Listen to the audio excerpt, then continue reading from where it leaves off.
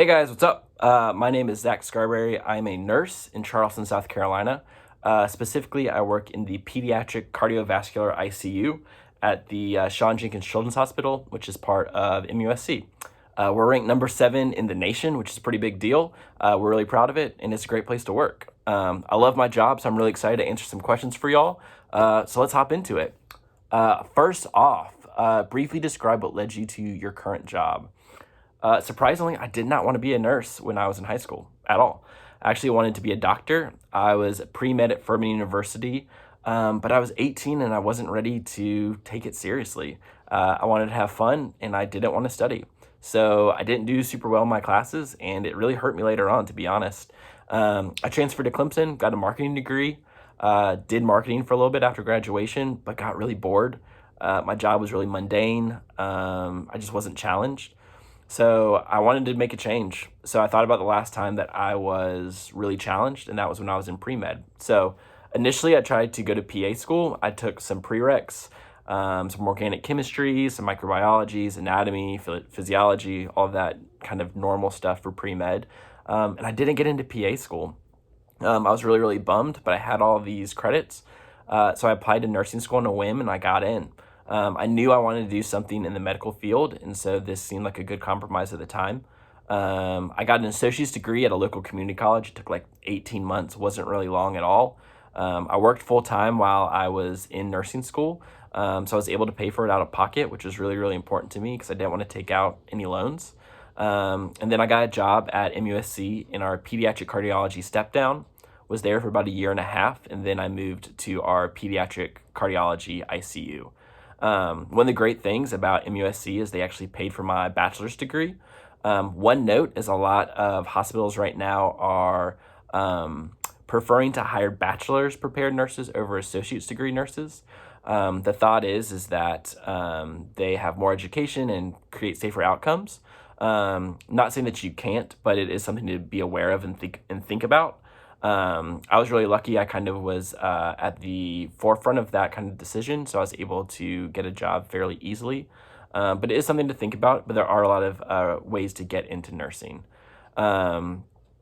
So that's how I got into nursing. And yeah, there are a lot of different paths, but that's kind of how I got there. A little more non-traditional, a couple bumps and couple detours, but I got there. So let's see, next question. What is my role and what skills are required for your position? Great question. So I would say time management, critical thinking, and just people skills. So as far as time management, in healthcare, there's a lot of times where you have to draw labs or give medications on time or draw a lab before you can give a medication, or you might be going on a field trip to take a patient to another part of the hospital. So there's a lot of things that you just have to coordinate. And sometimes you have to coordinate with other people, with other docs, with other respiratory therapists. So good time management is huge.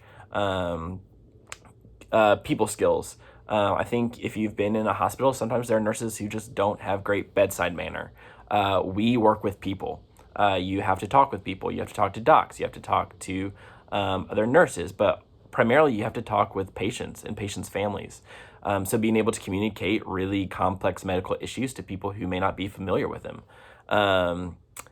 Also, too, it's just you are interacting with people at their sickest and most vulnerable. So being able to speak with compassion is huge. And then in ICU, critical thinking. So a lot of times you as a nurse are the ones who notice things first. So any change in vital signs or just the patient's demeanor or their mental acuity. And oftentimes you have to respond pretty quickly to those things. So critical thinking, being able to observe and see changes in your patient and being able to respond pretty quick. What does an average day look for me? This is one of my favorite things about my job is I don't have an average day. Sometimes I'll have a really easy day with stable patients who are getting better and we're de-escalating their care or kind of withdrawing medical support, which is great. And they're able to go home quicker. But sometimes kids get really sick and we have to escalate care. We may have to put in a breathing tube. We may have to add more medication. There are some machines that kind of help with like if your kidneys shut down or your lungs don't work as well. Ventilators or ECMO. So there's a lot of times where it's just very different. There are times where you'll come in and you'll have a plan for your day, and then a kid might get flown in from another part of the state, and you have to flex. You may have to give up your patient to pick up another one. It's always changing. It's always exciting. And so that's what I love about it. It's just there isn't really an average day for me. In other fields of nurses, there may be. There may be more average days, and it looks the same. So if you like that, I would say with nursing, there's so many different avenues and places for you to work as a nurse, whether that's community health, psychiatric nursing, maybe it is in an outpatient clinic, in an OR, where it may be more controlled. So just because you may not love the adrenaline may not mean that you may not be a good nurse. It may just be that you're a different type of nurse, and that's absolutely fine. Best part of my job, I love working with people. I love kids. And so specifically in pediatric cardiology, we often do multiple surgeries on a patient, which is very sad. Sometimes for a specific defect, they may have 3 surgeries before they're 5, 3 open heart surgeries. So you get to form relationships with families, and you get to kind of become part of that family. You know them well. One of my favorite things is when a parent trusts me enough to go home. The hospital is stressful, not only on the patients, but on families. And oftentimes they'll probably have other kids. So being able to say, hey, I know you're a kid. I know what they like. I know what they don't like. I'm here tonight. Go home and get some rest. So the relationship with patients and families are probably one of my favorite parts. The hardest part of my job is, unfortunately, kids get sicker. Kids don't do well, and sometimes they pass away.